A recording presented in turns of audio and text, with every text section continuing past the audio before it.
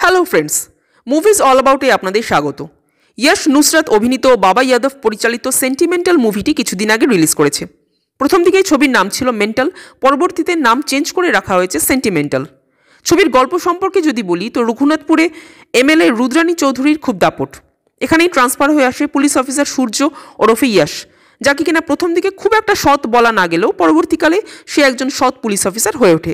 মানে অনেকটা ওই সিম্বা বা চুলবুল পান্ডে টাচ আর কি।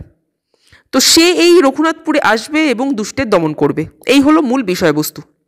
এবার যদি বলি এই মুভিটা আমার কেমন লেগেছে, তো এক কথায় বলবো একদমই বাজে। এই ছবিতে কোনো স্ট্রং গল্পই নেই, আর শুধু গল্পই নয়, প্রত্যেকটা জিনিসই এই ছবিতে আগোছালো।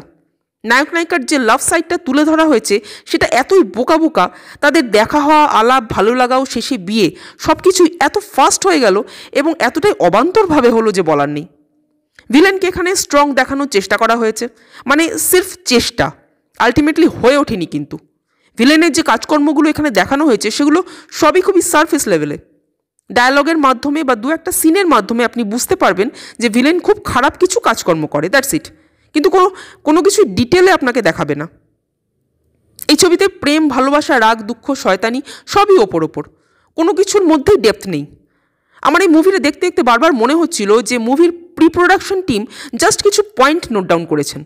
একটা মেন স্ট্রিম কমার্শিয়াল মুভি বানাতে হবে, আর তার জন্য কী প্রয়োজন?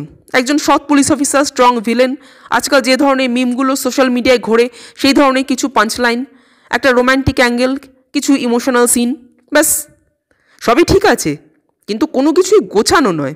যেন মনে হচ্ছে এই পয়েন্টগুলোকে একটা বস্তার মধ্যে পুরে দর্শকের হাতে জাস্ট ধরিয়ে দেওয়া হয়েছে। কোনো সাজিয়ে গুছিয়ে পরিবেশন করার ব্যাপারই নেই, ফলে কোনো ইমোশনই কিন্তু দর্শক অবধি এসে পৌঁছায় না।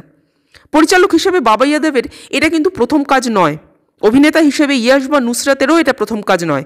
এনারা প্রত্যেকেই এক্সপিরিয়েন্সড, বরং বলা যায় এই ধরনের মেন স্ট্রিম কমার্শিয়াল মুভির মাধ্যমেই কিন্তু তারা এক্সপিরিয়েন্স গেইন করেছেন। বিশেষ করে বাবা ইয়াদব কিন্তু চিরকাল মেন স্ট্রিম মুভির সাথেই যুক্ত থেকেছেন, তা সে কোরিওগ্রাফার হিসেবেই হোক বা পরিচালক হিসেবেই। কিন্তু তারপরও এই আউটপুট কেন? এর থেকে বেটার কি কিছু হতে পারতো না? এই ছবিতে কোনো পজিটিভ সাইডই নেই। তাও যদি কোনো পজিটিভ দিকের কথা বলতেই হয় তো বলবো ইয়াশ আর সায়ন্তনী।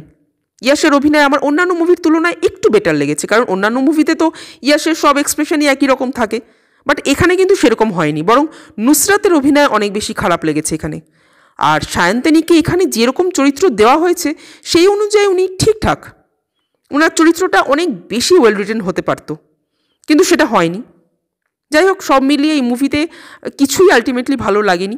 শুধু এই মুহূর্তে দাঁড়িয়ে তারা একটা মেন স্ট্রিম মুভি অ্যাটেম্প করেছেন, এটাই মানে ব্যাস এইটুকুই আর কি, এর থেকে বেশি আর কিছুই না। আপনারা যারা মুভিটা দেখেছেন কাদের কেমন লাগলো কমেন্ট করে জানাবেন। আর আমাদের ভিডিও ভালো লেগে থাকলে প্লিজ লাইক, শেয়ার ও সাবস্ক্রাইব করতে ভুলবেন না। Thank you.